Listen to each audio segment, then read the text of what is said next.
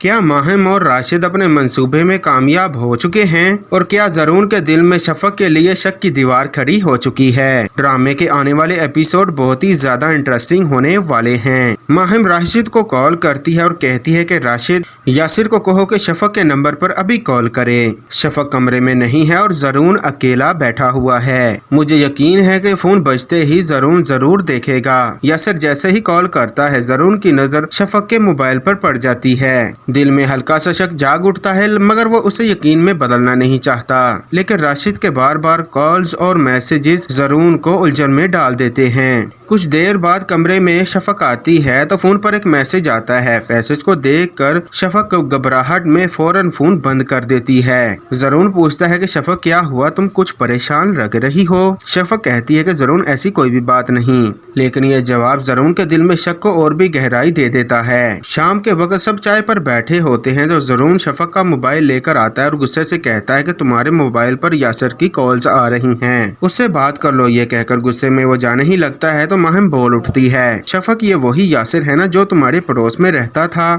یہ سن کر تو زرون رک جاتا ہے اور ماہم کی بات غور سے سننے لگ جاتا ہے۔ ماہم موقع سے فائدہ اٹھاتے ہوئے کہتی ہے کہ یہ تو وہی یاسر ہے جو تمہارا کلاس فیلو تھا، تم بھول کیوں گئی ہو؟ تمہارے ابو نے تو مجھے خود بتایا تھا۔ شفق کے تو ہوش اڑ جاتے ہیں، وہ فوراً جواب دیتی ہے کہ ماہم تم یہ کیسی بات کر رہی ہو؟ نہ ہی میں کسی یاسر کو جانتی ہوں اور نہ ہی میرا کلاس فیلو کوئی یاسر تھا۔ ماہم زور دیتی ہے کہ شاید تم بھول گئی ہوگی، مجھے تمہارے ابو نے ہی بتایا تھا۔ یہ سن کر زرون کا چہرہ لال ہو جاتا ہے اور وہ وہاں سے چلا جاتا ہے۔ دوسری طرف عذرا شفق کے پاس آ کر پوچھتی ہے کہ بیٹا یہ سب کچھ کیا ماجرا ہے؟ شفق روتے ہوئے کہتی ہے کہ پھپھا میں کسی یاسر کو نہیں جانتی، مجھے یہ نہیں پتا کہ ابو نے کس وقت ماہم کو یاسر کے بارے میں بتایا۔ عذرا تسلی دیتے ہوئے کہتی ہے کہ ہو سکتا ہے کہ ماہم کو کوئی غلط فہمی ہوئی ہو۔ اسی وقت شفق ماہم کے پاس جا کر کہتی ہے کہ آپ نے جھوٹ کیوں بولا کہ ابو نے آپ کو یاسر کے بارے میں بتایا ہے؟ ماہم کہتی ہے کہ میں نے جھوٹ نہیں بولا، کچھ باتیں انسان کے دماغ میں رہ جاتی ہوتی ہیں۔ یاسر کا نام سنتے ہی مجھے سب کچھ یاد آ گیا۔ تو ناظرین یہ سب کچھ دیکھیں گے آپ آنے والی ایپیسوڈ میں۔